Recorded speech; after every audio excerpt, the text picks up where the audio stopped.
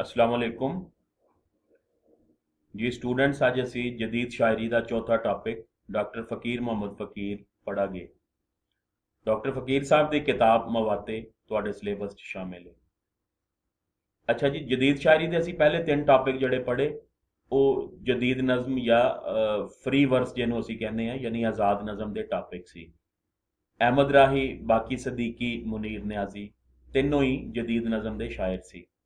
अज चौथा शायर डॉक्टर फकीर है, उन्होंने तो हट के वे इन्हां दी जदीद नज़म भी इस किताब विच मौजूद है। फ्री वर्स है वे लेकिन बहुत थोड़ी है। ज़्यादातर पाबंद नज़मां ने और मौजूई नज़मां ने, और नज़मां दे ज़्यादातर टॉपिक भी कौमी शायरी के हवाले नाल ने। यानी यह किताब कौमी शायरी है, जदीद शायरी इनू असी नहीं कह सकते।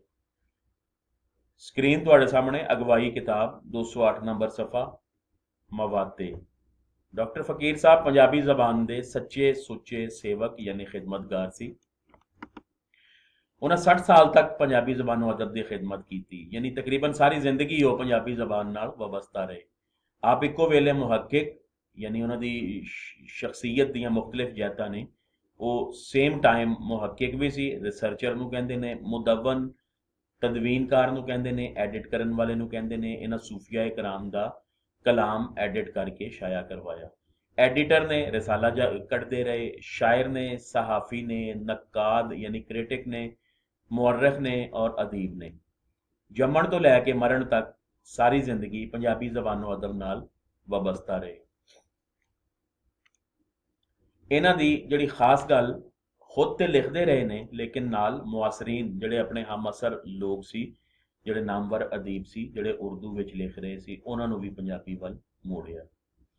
पंजाबी जबान दियां खिदमात की वजह तो इन्हों बाबा ए पंजाबी या शायर पंजाब या ख्याम पंजाब जैसे अलकाबात नाल नवाजिया गया। डॉक्टर फकीर साहब 5 जून 1900 ਨੂੰ पैदा। अच्छा जी, ये पहला पैराग्राफ सिर्फ आएगा इंट्रो के तौर पर, बाकी या ऑब्जेक्टिव के हवाले नाल या उन्होंने इंट्रो के हवाले नाल, ये सारा लिखण की जरूरत नहीं, सिर्फ पहला पैराग्राफ इतों तक काफ़ी है। 5 जून 1900 ਨੂੰ पैदा हुए। वालद का नाम हकीम मियाँ लालदीन, असल नाम फकीर मुहम्मद, तखल्लस फकीर सी। 1915 ਨੂੰ इस्लामिया हाई स्कूल गुजरांवाला तो मैट्रिक किया। मैट्रिक विच ही 15 साल की उम्र सी वालद साहब फौत हो गए। वालद की वफात ते एक फिलबदी नज़म कई जिहड़ी मरसीए की शक्ल विच सी, उहदा एक शेर इस तरह है, यानी ये तो पता लगता है कि आप शायद पैदाइशी तौर पर शायर सी, क्योंकि यह शेर या यह मरसीया जिहड़ा वालद साहब की वफात ते लिखिया सी, फिक्रो फन के एतबार नाल आला पायदा। दिल दी वसती वसती उजाड़ मेरी, वासी आपने किते सुधार चले, रोना दे के मेरियां अखियां नू लैके दिल दा सबर करार चले। दिल दी वसती यानी दिल की बस्ती, वसती यानी आबाद और वस्ती यानी बस्ती। मेरे दिल की आबाद बस्ती उजाड़ कर, वासी यानी बस्ती विच रहन वाले, मकीन आपने किते सुधार चले, यानी मेरे अब्बा जी जिहड़े मेरे दिल विच वसते सी, मेरे दिल दी बस्ती बस्ती नू वीरान करके उजाड़ के सुधार चले रवाना हो रहे ने, और रोना दे के मेरियां अखियां नू लैके दिल दा सबर करार चले, और मेरियां अखां नू हमेशा का रोना दे के मेरे दिल दा सबरो करार लैके जा रहे ने। यानी इस शेर तो अंदाजा होता है कि डॉक्टर फकीर साहब अंदर शेर कहने की एक कुदरती सलाहियत मौजूद सी। 1923 ਨੂੰ ਇਹਨਾਂ ਨੇ ਦੀ ਪੰਜਾਬ ਹੋਮਿਓਪੈਥਿਕ ਕਾਲਜ ਗੁਜਰਾਂਵਾਲਾ ਤੋਂ ਬੈਚਲਰ ਆਫ ਹੋਮਿਓਪੈਥਿਕ ਮੈਡੀਸਿਨਸ ਵਿੱਚ ਸਨਦ ਲਈ ਔਰ ਇੱਕ ਸ਼ਫਾਖਾਨਾ ਖੋਲ ਲਿਆ, ਔਰ ਉਹਦੀ ਵਜ੍ਹਾ ਤੋਂ ਡਾਕਟਰ ਵੀ ਕਹਿਲਾਣ ਲੱਗ ਪਏ। ਫਿਰ ਡਾਕਟਰੀ ਛੱਡ ਕੇ ਠੇਕੇਦਾਰੀ ਕਰਦੇ ਰਹੇ, यानी जरिया मुआश की खातर मुख्तलिफ काम करते रहे, लेकिन नाल नाल शेरो शायरी ते अदबी मुशागल भी बरकरार रहे। 1924 ਵਿੱਚ ਇਹਨਾਂ ਦੀ ਸਭ ਤੋਂ ਪਹਿਲੀ ਕਿਤਾਬ ਸਦਾਏ ਫਕੀਰ 24 ਸਾਲ ਦੀ ਉਮਰ ਵਿੱਚ ਛਾਇਆ ਹੋਈ। ਇਹ ਥੱਲੇ ਇਹਨਾਂ ਦੀਆਂ ਕੁਝ ਕਿਤਾਬਾਂ ਦਿੱਤੀਆਂ ਜਾ ਰਹੀਆਂ ਨੇ, ਨਾਂ ਨੇ ਜਿਨ੍ਹਾਂ ਵਿੱਚੋਂ ਕੁਝ ਜ਼ਿਆਦਾ ਅਹਿਮ ਨੇ, ਜਿਹੜੀ ਆਬਜੈਕਟਿਵ ਵਿੱਚ ਪੁੱਛ ਸਕਦਾ ਹੈ, ਮੈਂ ਉਹਦਾ ਦੱਸ ਦੇਣਾ। ਸਦਾਏ ਫਕੀਰ ਯਾਦ ਰੱਖਣਾ 1924 ਛਪੀ ਸੀ ਤੇ ਸ਼ਾਇਰੀ ਦੀ ਸਭ ਤੋਂ ਪਹਿਲੀ ਕਿਤਾਬ ਹੈ। दूसरे नंबर पर रुबाइयात फ़कीर याद रखना जी, अहम किताब है। रुबाई फारसी शायरी की सिनफ है, और फारसी शायर उमर खयाम रुबाइयां का बड़ा मारूफ शायर है। इन्होंने चूंकि पंजाबी विच रुबाई लिखी, इस वास्ते इन्होंने पंजाबी का उमर खयाम या ख्यामे पंजाब कहा जाता है। रुबाई असल च फारसी शायरी की सिनफ है जिहदा 4 मिसरे का एक बंद होंदा है। पहला, दूसरा और चौथा मिसरा इक्को ही रदीफ काफिए दे होंदे ने, तीसरे मिसरे विच रदीफ काफिया नहीं होंदा। इन्हां दा कमाल है कि इन्हां ने किताबी सूरत में जड़ियां रुबाइयां छपवाइयां, को 500 तो ज़्यादा रुबाइयां ने, और रुबाई दे जिन्ने मुमकिन वजन हो सकते कोई 26 औजान ने, उन्हां सारे औजान विच इन्हां ने रुबाइयां लिखियां ने। मवाते तुहाडे सिलेबस च शामिल है, इहनूं अगे डिस्कस करने हैं। 17 दिन किताब याद रखना, ऑब्जैक्टिव च पूछ सकता है। ਇਹ ਜੰਗੀ ਨਜ਼ਮਾਂ ਨੇ ਸਾਰੀਆਂ 1965 ਵਿੱਚ ਜਦੋਂ ਜੰਗ ਹੋਈ ਇੰਡੀਆ ਪਾਕਿਸਤਾਨ ਦੀ, ਤੇ ਜੰਗ ਆਫੀਸ਼ੀਅਲ 6 ਸਤੰਬਰ ਤੋਂ ਲੈ ਕੇ ਤੇ 17 ਦਿਨ ਤੱਕ ਜਾਰੀ ਰਹੀ ਸੀ। ਉਹਦੀ ਸ਼ਿੱਦਤ 6 ਤੋਂ ਲੈ ਕੇ 11 ਸਤੰਬਰ ਤੱਕ ਸੀ, ਲੇਕਿਨ ਵੈਸੇ 17 ਦਿਨ ਬਣਦੇ ਨੇ। ਉਹਨਾਂ 17 ਦਿਨ ਦੇ ਵਿੱਚ ਹੋਣ ਵਾਲੀਆਂ ਛੋਟੀਆਂ-ਮੋਟੀਆਂ ਝੜਪਾਂ, ਵੱਡੀਆਂ ਝੜਪਾਂ, ਅਹਿਮ ਵਾਕਿਆਤ, ਜੋ ਵੀ ਕੁਝ ਜਿਹੜੇ ਜਿਹੜੇ ਇਲਾਕੇ ਵਿੱਚ ਹੈ, यानी चविंडा है या वाघा बार्डर है या जफरवाल है, जिन्ने भी इलाके सी, जिन्ने इलाकों में गैर मामूली जड़े भी वाकयात रोज़ पेश आते रहे, उस 17 दिन के वाकयात इन्हें इकट्ठा करके किताबी सूरत में छपवा दिता। 1957 इन्हें मगरबी पाकिस्तान पंजाबी अदबी अकादमी कायम की थी। यानी पहले मशरकी पाकिस्तान तो मगरबी पाकिस्तान सी, फिर मशरकी पाकिस्तान बांग्लादेश बन गया। मगरबी पाकिस्तान पंजाबी अदबी अकादमी यानी अकैडमी कायम की थी, और इस प्लेटफॉर्म तो पंजाबी क्लासिकी शेरी सरमाया एडिट करके तदवीन करके छपवाया, और इन्हां दा वड्डा कारनामा है। 1951 विच पंजाबी नां दा रिसाला जारी किया। डॉक्टर फकीर साहब दियां सहाफती खिदमात इस रिसाले के जरिए सामने आंदियां, क्योंकि 1951 तो लैके 60 तक वाहिद रिसाला है। इस दौरान होर कोई पंजाबी रिसाला ऐसा नहीं जिहदे तो सानू पंजाबी सहाफत की तारीख पता चलती होए। तहरीक आज़ादी में भी भरवां हिस्सा लिया, सारी जिंदगी इल्म अदब और खास तौर पर पंजाबी अदब की खिदमत में गुजारी। 11 सितंबर 1974 को वफात पाई। मवाते जिहड़ी तुहाडे सिलेबस च किताब शामिल है, ये बारे दो गल्लां। शायरी डॉक्टर फकीर साहब की शायरी की तीसरी किताब है, 1954 में छपी। इसका इंतसाब गवर्नर सिंध के नाम है। 128 पेज ने, ये कुल 93 नज़मां शामिल ने, और किताब का दिबाचा ऑब्जैक्टिव के हवाले नाल याद रखना मौलाना जफर अली खान ने लिखिया। डॉक्टर फकीर साहब की इस किताब बारे जो उन्हें राय पेश की, बड़ी खूबसूरत राय वे, और उहदे तो सानू डॉक्टर फकीर की मुवाते दे मौजूआत समझण का मौका मिलता है। सो आ जिहड़ी कोटेशन फॉर्म में दी हुई है, लाजमी नहीं कि तुसीं कोटेशन ही लिखनी है, यह उर्दू विच है, दिबाचा उर्दू विच सी। तुसीं इस दिबाचे के इस हिस्से नूं अपने लफ्ज़ां विच पंजाबी विच लिख सकते हो। रट्टा लाना या एज ए कोटेशन लिखना ज़रूरी नहीं।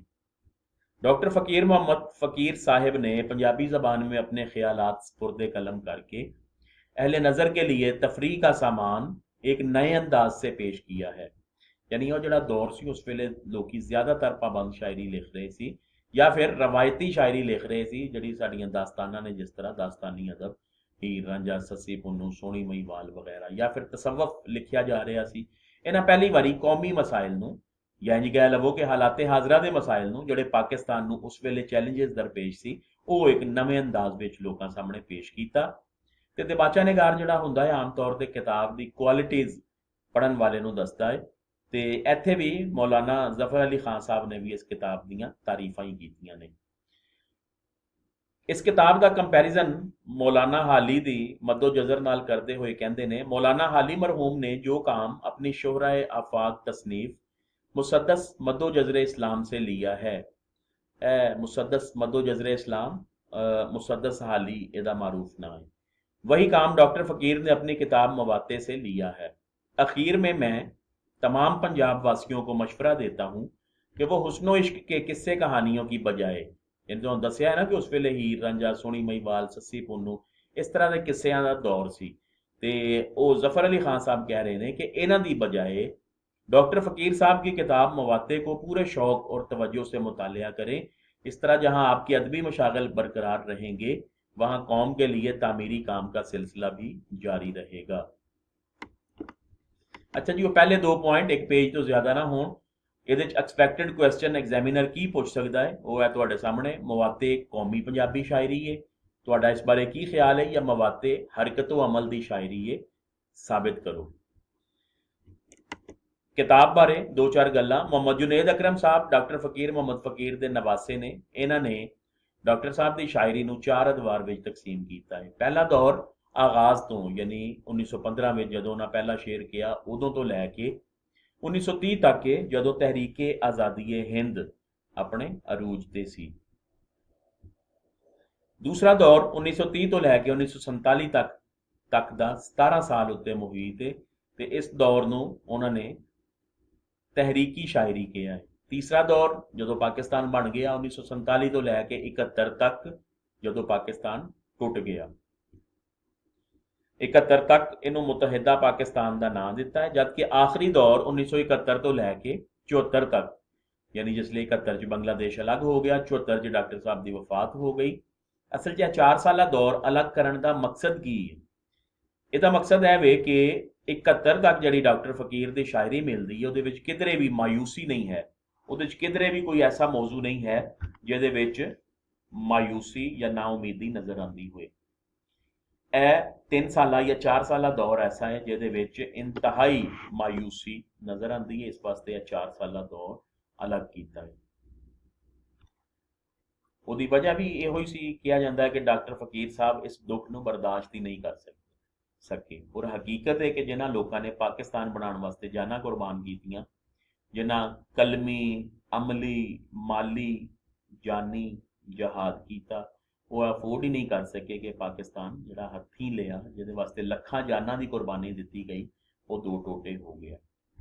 ਮਵਾਤੇ ਤੀਸਰੇ ਦੌਰ ਦੀ ਕਿਤਾਬ ਹੈ, ਲੇਕਿਨ ਕਿਆਮੇ ਪਾਕਿਸਤਾਨ ਤੋਂ ਬਾਅਦ ਛਪਣ ਵਾਲੀ ਪਹਿਲੀ ਕਿਤਾਬ ਹੈ। ਕਿਤਾਬ ਵਿੱਚ ਸ਼ਾਮਿਲ ਸਾਰੀਆਂ ਨਜ਼ਮਾਂ ਕਿਸੇ ਨਾ ਕਿਸੇ ਸਿਰਨਾਮੇ ਤਹਿਤ ਯਾਨੀ ਟਾਈਟਲ ਨਜ਼ਮਾਂ ਉੱਤੇ ਦਿੱਤੇ ਗਏ ਨੇ। ਓਵਰਆਲ ਯਾਨੀ ਪੂਰੀ ਕਿਤਾਬ ਪੜ੍ਹਨ ਤੋਂ ਬਾਅਦ ਜਿਹੜੇ ਅਹਿਮ ਜਾਂ ਜਿਹੜੇ ਜ਼ਿਆਦਾ ਮੌਜੂਆਤ ਸਾਹਮਣੇ ਆਉਂਦੇ ਨੇ ਉਹ ਮਵਾਤੇ ਦੀ ਸ਼ਾਇਰੀ, ਹਰਕਤੋ ਅਮਲ ਤੇ ਉਦਮੋ ਹਿੰਮਤ, ਉਦਮ ਵੀ ਹਿੰਮਤ ਨੂੰ ਕਹਿੰਦੇ ਨੇ, ਦੀ ਸ਼ਾਇਰੀ ਹੈ। ਮਵਾਤੇ ਤੋਂ ਮੁਰਾਦ ਅੱਗ ਦੇ ਅਲਾਓ ਲਾਟਾਂ ਭਾਂਬੜ ਸ਼ੋਲੇ ਵਗੈਰਾ ਹੈ। ਯਾਨੀ ਮਵਾਤੇ ਤੋਂ ਮੁਰਾਦ ਹੈ ਅੱਗ ਜਾਂ ਅੱਗ ਦੀਆਂ ਸ਼ੋਲੇ ਜਾਂ ਅੱਗ ਦੀਆਂ ਲਾਟਾਂ ਜਾਂ ਅੱਗ ਦੇ ਭਾਂਬੜ। ਲਿਹਾਜ਼ਾ ਡਾਕਟਰ ਫਕੀਰ ਸਾਹਿਬ ਦੀ ਇਸ ਕਿਤਾਬ ਮਵਾਤੇ ਦਾ ਅਲਾਮਤੀ ਮਤਲਬ ਕੀ ਹੈ? ਉਹਨਾਂ ਨੇ ਇਸ ਸ਼ਾਇਰੀ ਦੇ ਜ਼ਰੀਏ ਜਾਂ ਇਸ ਕਿਤਾਬ ਦੇ ਜ਼ਰੀਏ ਆਲਕੀ ਸੁਸਤ ਲੋਕ, ਸੁਸਤੀ ਦੇ ਮਾਰੇ ਲੋਕ, ਬੇਹਿੰਮਤੇ ਤੇ ਬੇਆਸੀ ਯਾਨੀ ਮਾਯੂਸ ਲੋਕਾਂ ਦੇ ਦਿਲਾਂ ਵਿੱਚ ਆਸ, ਹਿੰਮਤ, ਹੌਸਲਾ, ਹਰਕਤ ਔਰ ਅਮਲ ਦੇ ਮਵਾਤੇ ਬਾਰੇ ਨੇ। ਯਾਨੀ ਉਹਨਾਂ ਅੰਦਰ ਮਾਯੂਸ ਲੋਕਾਂ ਅੰਦਰ, ਸੁਸਤ ਲੋਕਾਂ ਅੰਦਰ, ਨਾਉਮੀਦ ਹੋ ਗਏ ਲੋਕਾਂ ਅੰਦਰ ਇੱਕ ਹਿੰਮਤ, ਹੌਸਲੇ ਤੇ ਆਸ ਦੀ ਚਿੰਗਾਰੀ ਰੋਸ਼ਨ ਕਰਨ ਦੀ ਕੋਸ਼ਿਸ਼ ਕੀਤੀ। ਕਿਤਾਬ ਦੇ ਮੌਜੂਆਤ ਦਰਜ ਜ਼ੈਲ ਨੇ ਜੀ। ਪਹਿਲਾ, ਦੂਸਰਾ, ਤੀਸਰਾ ਮੌਜੂ ਹਮਦ, ਨਾਤ ਤੇ ਕੁਰਾਨ ਨੇ। ਇਹ ਅਗਰ ਤੁਸੀਂ ਚਾਹੋ ਤੇ ਨਾ ਵੀ ਲਿਖੋ, ਲੇਕਿਨ ਅਗਰ ਕਿਤਾਬ ਦਾ ਐਨਾਲਿਸਿਸ ਪੁੱਛ ਲਏ ਕਿ ਮਵਾਤੇ ਦਾ ਮੌਜੂਆਤੀ ਮੁਤਾਲਿਆ ਕਰੋ ਫਿਰ ਲਿਖਣੇ ਜ਼ਰੂਰੀ ਨੇ। ਲੇਕਿਨ ਅਗਰ ਪੁੱਛੇ ਕਿ ਸਿਰਫ ਤੁਸੀਂ ਅਜ਼ਮੋ ਹਿੰਮਤ ਵਾਲੀਆਂ ਨਜ਼ਮਾਂ ਤੇ ਫੋਕਸ ਕਰੋ ਜਾਂ ਡਿਸਕਸ ਕਰੋ ਤੇ ਫਿਰ ਤੁਸੀਂ ਚੌਥੇ ਪੁਆਇੰਟ ਤੋਂ ਵੀ ਸ਼ੁਰੂ ਕਰ ਸਕਦੇ ਹੋ। ਮੈਂ ਪੜ੍ਹ ਦੇਣਾ। ਹਮਦ ਸ਼ਾਇਰ ਬਰਕਤ ਵਾਸਤੇ, ਸਵਾਬ ਵਾਸਤੇ ਔਰ ਆਗਾਜ਼ ਦੇ ਤੌਰ ਤੇ ਖੈਰ ਬਰਕਤ ਵਾਸਤੇ ਹਮਦ ਤੋਂ ਆਗਾਜ਼ ਕਰਦਾ ਹੈ। ਜਿਵੇਂ ਕੁਰਾਨ ਮਜੀਦ ਵਿੱਚ ਸੂਰਾ ਫਾਤਿਹਾ ਜਿਹੜੀ ਉਹ ਸਾਰੀ ਅੱਲਾਹ ਤਾਲਾ ਦੀ ਤਾਰੀਫ ਹੈ। ਔਕੜਾਂ ਵਿੱਚ ਰਾਸ ਰਹਿਮਤ ਦਾ ਸਬਬ ਆਇਆ ਫਕੀਰ, ਇਹ ਮਵਾਤੇ ਵਿੱਚ ਸ਼ਾਮਿਲ ਹਮਦ ਹੈ ਜਿਹਦਾ ਟਾਈਟਲ ਉਹਨਾਂ ਰਹੀਮ ਦਿੱਤਾ ਹੈ ਔਰ ਕੋਈ ਕਾਫੀ ਲੰਬੀ ਹਮਦ ਹੈ ਜਿਹਦਾ ਇੱਕ ਬੰਦ ਸਿਰਫ ਮੈਂ ਇੱਥੇ ਦਰਜ ਕੀਤਾ ਹੈ।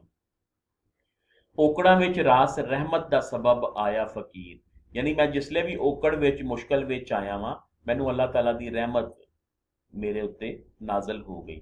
ਮੈਨੂੰ ਹੀ ਨਾ ਉਹਦੀਆਂ ਸਾਂਝਾਂ ਦਾ ਢੱਬ ਆਇਆ ਫਕੀਰ। ਸਾਂਝ ਕਹਿੰਦੇ ਨੇ ਮਤਲਬ ਅੱਲਾਹ ਤਾਲਾ ਦੀ ਖਾਸ ਤਵੱਜੋ, ਢੱਬ ਕਹਿੰਦੇ ਨੇ ਤਰੀਕਾਕਾਰ ਨੂੰ। ਕਹਿੰਦਾ ਜਿਸਲੇ ਮੈਂ ਮਾਯੂਸ ਹੋਣਾ ਵਾਂ ਮੈਨੂੰ ਅੱਲਾਹ ਤਾਲਾ ਦੀ ਖਾਸ ਰਹਿਮਤ ਆ ਕੇ ਹੌਸਲਾ ਦਿੰਦੀ ਹੈ, ਲੇਕਿਨ ਫਿਰ ਵੀ ਮੈਂ ਜਿਹੜਾ ਵਾਂ ਮੈਨੂੰ ਤਰੀਕਾ ਨਹੀਂ ਆਇਆ ਕਿ ਮੈਂ ਕਿਸ ਤਰ੍ਹਾਂ ਅੱਲਾਹ ਤਾਲਾ ਦੀ ਰਹਿਮਤ ਦਾ ਸ਼ੁਕਰ ਕਰਾਂ।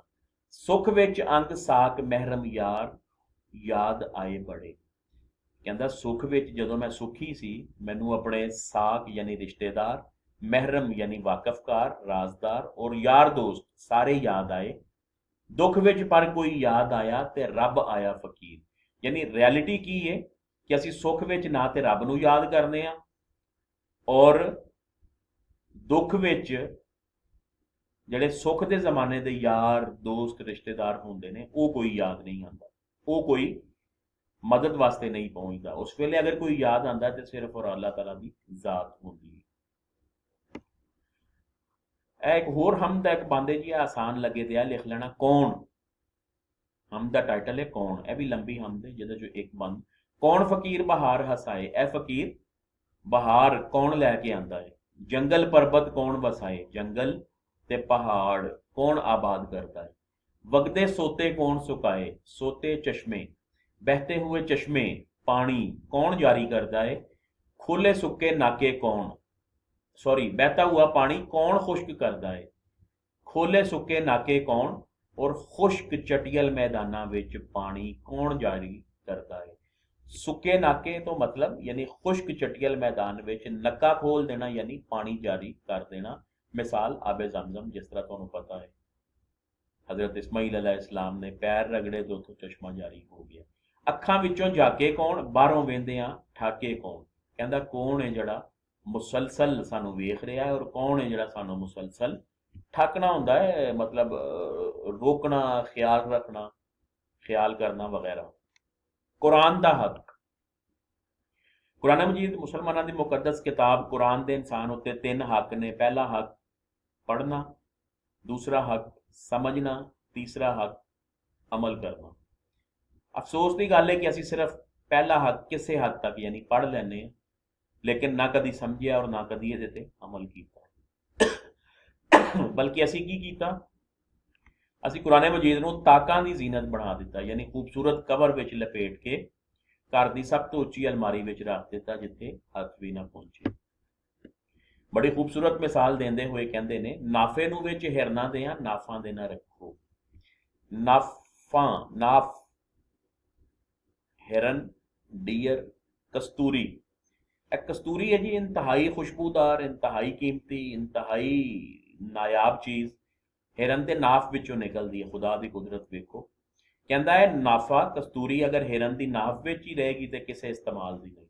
और ये बारे कहा जाता है कि चाइना का कोई इलाका है खुतन, उतों के काले हिरन मशहूर ने और उन्होंने नाफ विचों निकलन वाली कस्तूरी पूरी दुनिया विच सब तो ज़्यादा अहम और अच्छी समझी जाती है। जरबंद पिया कोल सराफा देना रखो। जरबंद यानी सोना, गोल्ड। सराफ ज्यूलर, सोना कहता अगर ज्यूलर कोल पिया रहेगा तो किसी काम का नहीं। तलवार पई विच नियाम होंदी है बेकार। तलवार अगर कहता नियाम दे विच रहेगी तो उसका कोई फायदा नहीं। कुरान नूं हुण विच गुलाफां देना रखो। कुरान मजीद भी कहता अगर खोल के पढ़िया जाएगा, समझिया जाएगा, अमल किया जाएगा तो उसका फायदा है। लिहाजा गुलाफां जो कढ़ के उदों पढ़ना और उहदे ते अमल करना शुरू करो।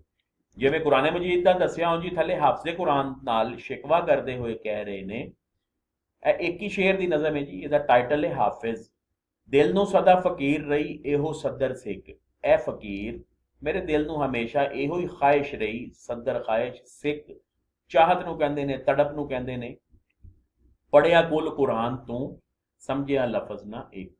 कहंदा है काश हाफिज, ए हाफिज मेरे दिल विच हमेशा एहो ही सदर और सिख रही कि तू कुरान मजीद काश जिस तरह हिफज कर लिया है उस तरह इनू समझ भी लैंदा। हुण हाफिज़े कुरान कुरान हिफज तो कर लैंदे ने लेकिन अफसोस की गल है कि समझ एक लफज की भी नहीं होती। नाते रसूले मकबूल नबी पाक सल्लम दी नात, दो नातां दे अलग अलग एक एक बंद लंबियां नातां सी। पहला वेखो जी, ओ हीरा है मैं पत्थर हाँ, ओ सोना है मैं पारा नहीं। हीरा और सोना दोनों कीमती दातां, हीरा पत्थर, कीमती पत्थर और आम पत्थर। कहंदा नबी पाक सल्लम दी जात हीरा ने और मैं पत्थर हाँ। फिर नबी पाक सल्लम दी जात सोना ने और मैं मरकरी यानी पारे जैसा भी नहीं। वो है ना प्रोवर्ब, हर चमकती हुई शायद सोना नहीं होती। हुण मरकरी चमकदार तो होंदा है लेकिन सोना नहीं होंदा। मैं दसो किहदा सहारा हाँ, वो दसो किहदा सहारा नहीं। मैं दसो किहदा सहारा हाँ यानी मैं किसी वास्ते कुछ नहीं कर सकता लेकिन नबी पाक सल्लम रहमतुल लिल आलमीन ने। है मेरिया हमदा नातां तो बहुत उता मुकाम मुहम्मद दा। कहंदा नबी पाक सल्लम दा मुकाम मेरिया हमदा ते नातां तो बहुत उच्चा है। पे अपने शेर सजाना मैं विच लिख लिख नाम मुहम्मद दा। कहंदा है मेरा, मेरी हमद और मेरी नात नबी पाक सल्लम दा मुकाम ਬਿਆਨ ਨਹੀਂ ਕਰ ਸਕਦੀ। ਮੈਂ ਤੇ ਸਿਰਫ ਇਹ ਕਰਨਾ ਵਾਂ ਕਿ ਨਬੀ ਪਾਕ ਦੀ ਤਾਰੀਫ ਜਾਂ ਨਬੀ ਪਾਕ ਸੱਲਮ ਜਿਹੜੇ ਵਾਸਤੇ ਜਿਹੜੇ ਅਲਫਾਜ਼ ਲਿਖਣਾ ਵਾ ਉਹ ਸਿਰਫ ਆਪਣੇ ਸ਼ੇਰ ਸਜਾਣ ਦੀ ਕੋਸ਼ਿਸ਼ ਕਰਨਾ ਵਾ। ਬਣਿਆ ਜਦ ਰਹਿਮਤ ਦੁਨੀਆ ਲਈ, ਦੁਨੀਆ ਤੇ ਜ਼ਹੂਰ ਮੁਹੰਮਦ ਦਾ। ਨਬੀ ਪਾਕ ਸੱਲਮ ਦਾ ਦੁਨੀਆ ਉੱਤੇ ਜ਼ਹੂਰ ਪੂਰੀ ਦੁਨੀਆ ਲਈ ਰਹਿਮਤ ਦਾ ਬਾਇਸ ਬਣਿਆ। ਖਿੰਡ ਗਿਆ ਹਨੇਰੀ ਧਰਤੀ ਤੋਂ, ਅਰਸ਼ਾਂ ਤੱਕ ਨੂਰ ਮੁਹੰਮਦ ਦਾ। ਖਿੰਡ ਗਿਆ, ਫੈਲ ਗਿਆ ਪੂਰੀ ਧਰਤੀ ਉੱਤੇ ਜਿੱਥੇ ਜ਼ੁਲਮਤ ਔਰ ਹਨੇਰਾ ਸੀ, ਔਰ ਅਰਸ਼ਾਂ ਤੱਕ ਨਬੀ ਪਾਕ ਸੱਲਮ ਦਾ ਨੂਰ ਫੈਲ ਗਿਆ। ਆ ਹੋਇਆ ਚਰਚਾ ਜਗ ਅੰਦਰ, ਜਦ ਨੇੜੇ ਦੂਰ ਮੁਹੰਮਦ ਦਾ। ਪੂਰੇ ਦੁਨੀਆ ਵਿੱਚ ਨੇੜੇ ਦੂਰ ਨਬੀ ਪਾਕ ਸੱਲਮ ਦੀ ਆਮਦ ਦੇ ਚਰਚੇ ਜਦੋਂ ਹੋਏ, ਹਰ ਕੀਤਾ ਗੋਲ ਖੁਦਾ ਸੱਚੇ, ਕੀਤਾ ਮਨਜ਼ੂਰ ਮੁਹੰਮਦ ਦਾ। ਅੱਲਾਹ ਤਾਲਾ ਨੇ ਆਪਣੇ ਮਹਿਬੂਬ ਦੀ ਕਈ ਹਰ ਗੱਲ ਨੂੰ ਸੱਚ ਸਾਬਿਤ ਕੀਤਾ। ਡਿੱਠਾ ਭੰਡਾਰ ਗਰੀਬਾਂ ਨੇ, ਹਰ ਦਮ ਭਰਪੂਰ ਮੁਹੰਮਦ ਦਾ। ਨਬੀ ਪਾਕ ਸੱਲਮ ਦੇ ਦਰ ਤੇ ਜਿਹੜਾ ਵੀ ਆਇਆ ਉਹ ਝੋਲੀਆਂ ਭਰ ਭਰ ਕੇ ਗਿਆ। ਭੰਡਾਰ ਲੰਗਰ ਨੂੰ, ਖਾਣੇ ਨੂੰ ਕਹਿੰਦੇ ਨੇ। ਛੇਕੇ ਦਸਤੂਰ ਜ਼ਮਾਨੇ ਦੇ, ਕੱਲਾ ਦਸਤੂਰ ਮੁਹੰਮਦ ਦਾ। ਨਬੀ ਪਾਕ ਸੱਲਮ ਦਾ ਦੀਨ ਮਜ਼ਹਬ ਜਦੋਂ ਆ ਗਿਆ, ਉਹਨੇ ਪਿਛਲੇ ਸਾਰੇ ਦਸਤੂਰ ਛੇਕ ਦਿੱਤੇ, ਖਤਮ ਕਰ ਦਿੱਤੇ, ਤਰਕ ਕਰ ਦਿੱਤੇ, ਫਾੜ ਦਿੱਤੇ। ਇੱਥੋਂ ਜੀ ਚੌਥੇ ਪੁਆਇੰਟ ਤੋਂ ਕੁਐਸਚਨ ਸ਼ੁਰੂ ਹੋਏਗਾ, ਹਰਕਤ ਤੇ ਅਮਲ ਦਾ ਸ਼ਾਇਰ। ਮੌਲਾਨਾ ਜ਼ਫਰ ਅਲੀ ਖਾਨ ਨੇ ਡਾਕਟਰ ਫਕੀਰ ਸਾਹਿਬ ਦੀ ਇਸ ਕਿਤਾਬ ਨੂੰ ਮੁਸੱਦਸ ਹਾਲੀ ਨਾਲ ਮਿਲਾਇਆ ਹੈ। ਮੁਸੱਦਸ ਹਾਲੀ ਕੀ ਹੈ? ਬੁਨਿਆਦੀ ਤੌਰ ਤੇ ਹਾਲੀ ਨੇ ਕੌਮ ਤੇ ਵਤਨ ਦਾ ਇੰਤਹਾਈ ਦਰਦੇ ਦਿਲ ਨਾਲ ਜ਼ਿਕਰ ਕਰਕੇ ਆਪਣੀ ਸ਼ਾਇਰੀ ਤੋਂ ਇਸਲਾਹੀ ਕੌਮ ਦਾ ਕੰਮ ਲਿਆ ਹੈ। ਹਾਲੀ ਦੀ ਇਹ ਨਜ਼ਮ ਜਿਹੜੀ ਹੈ, ਹਾਲੀ ਦੀ ਇਹ ਮੁਸੱਦਸ ਜਿਹੜੀ ਹੈ, ਉਹਨੇ ਸੁੱਤੀ ਤੇ ਮੋਈ ਪਈ ਕੌਮ ਵਿੱਚ ਜ਼ਿੰਦਗੀ ਦੀ ਨਵੀਂ ਰੂਹ ਫੂਕ ਦਿੱਤੀ। ਹਾਲੀ ਨੇ ਮੁਸਲਮਾਨਾਂ ਦੀਆਂ ਇਖਲਾਕੀ, दीनी, इलमी, अमली, सियासी ते ज़हनी पस्तियां का जिक्र करते हुए यह तलकीन की कि मुसलमान कौम अपना आप बदले। मुसद्दस हाली की तखलीक का मुहर्रिक कौन सी? सर सैयद अहमद खान। यानी सर सैयद अहमद खान के कहण ते हाली साहब ने यह शाहकार तखलीक किया सी। हुण सर सैयद अहमद खान इनू किस तरह ट्रिब्यूट पेश करते हैं? बेशक मैं इस मुसद्दस हाली का मुहर्रिक हाँ, यानी तहरीक देने वाला वा, यानी मेरे कहण ते उन्हां लिखी तेनू अपने उन्हां चंगे कम्मां विच मिथना वा। भई जदों रब पुछेगा तू दुनिया तो की ले आया है, ते मैं आखांगा भई हाली कोलों मुसद्दस लिखवा के ले आया वा, होर कुछ नहीं। यानी सर सैयद अहमद खान अपने सारे कम्मां विचों बेहतरीन कम इस मुसद्दस की तखलीक का मुहर्रिक बनना समझते हैं। डॉक्टर फकीर साहब ने हाली की मुसद्दस तरह अपनी इस किताब मवाते तो भी सुती हुई कौम नूं जगाण का काम लिया है। वो बाहिम्मत अंदाज नाल बेहिम्मते लोगों नूं, मायूस लोगों नूं हल्लाशेरी देंदे हुए की कहंदे ने, क्यों डरना है वेख के एवें झुलदे झक्खड़ झुलण दे। कहंदा है क्यों डरना है, डरन की जरूरत नहीं, एवें खामखा डरन की जरूरत नहीं। झुलदे झक्खड़, झक्खड़ कहते हैं जी तूफानी बारिश नूं, यानी ऐसी बारिश जिहदे नाल सख्त तेज आंधी भी चल रही होए। झुलदे झक्खड़ झुलण दे, झुलण दे यानी चलण दे, झुलदे यानी चलती हुई तेज आंधियां चलने दो। इन्हां नूं वेख के डरन की लोड़ नहीं, बल्कि इन्हां नूं फेस कर। पै के तूफानां दे हत्थीं इन्हां नूं फेस करके इन्हां दे अगे सामने आके दिल दे झाके खुलण दे, अपने दिल दे सारे डर दूर कर। तीन शेर ने पहला, दूसरा है आज़ाद नज़म की फॉर्म च, तीसरा है रुबाई की फॉर्म विच। तुहानूं जिहड़ा इहदे चों अच्छा लगे वो लिख लेना, लेकिन मेरा ख्याल है कि एक तो ज़्यादा इहदे चों याद कर लेना, क्योंकि डायरैक्ट इहो ही टॉपिक वो पेपर विच पुछदा है। तो इस मौजू दे यानी चौथा, पंजवां, छेवां पॉइंट जिहड़े ने इहो ही तुहाडा असल फोकस होना चाहिए। वेखो, है कौमां दी तकदीर मर्दां दी हिम्मत। कहंदा है कौमां दी तकदीर सिर्फ हिम्मत मर्दां विच पोशीदा है। किसे कम बलकार मेरा ना तेरा। कहता मेरी और तेरी ताकत किसे कम नहीं। पूरी कौम अगर ताकत नाल हिम्मत नाल लड़ेगी तो फिर ही वो अपनी तकदीर बदल सकती है।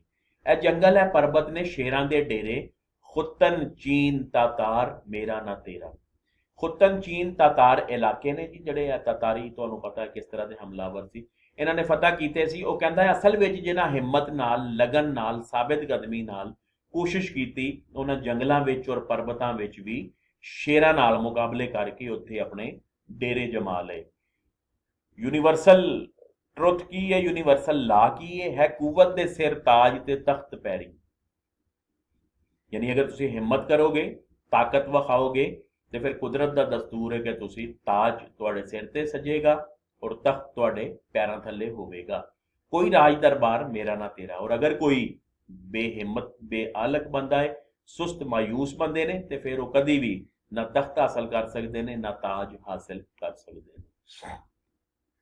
बल्कि फिर इस तरह दी कौमां जड़ियां ने वो सरेंडर कर देंदियां ने और महकूम बन के सारी सारी जिंदगी गुजार देंदियां ने। गाउण गाने सॉन्ग्स हठ दे, हठ जिद नूं कहंदे ने, इत्थे मुराद है साबित कदमी, मुस्तकिल मिजाजी, हयाती जिंदगी। गाउण हठ दे जद हयाती, गाउण लगदी है फकीर। ए गाउण दूसरा टू सिंग यानी गाना। कहता जिंदगी जिस वेले साबित कदमी दे, मुस्तकिल मिजाजी दे, जिद दे यानी कुछ करन दे ठान लेना, इस किस्म के गीत गाना शुरू करती है, यानी कुछ कर लैण बारे डट जाती है, ते की हुंदा है, होण बेआसी दी नीवी धौण लगदी है फकीर। ते ए फकीर बेआसी यानी मायूसी दी गर्दन खुद ब खुद नीवी हो जाती है, धौण गर्दन झुक जाती है। वेख के बेधड़क हिम्मत हौसले दी जिंदगी। कहता है हिम्मत और हौसले दी जिंदगी वेख के, नधड़की वेख के, मौत दे मूँह ते तरेली आउण लगदी है फकीर। ए फकीर मौत दे मूँह ते भी पसीना आ जाता है।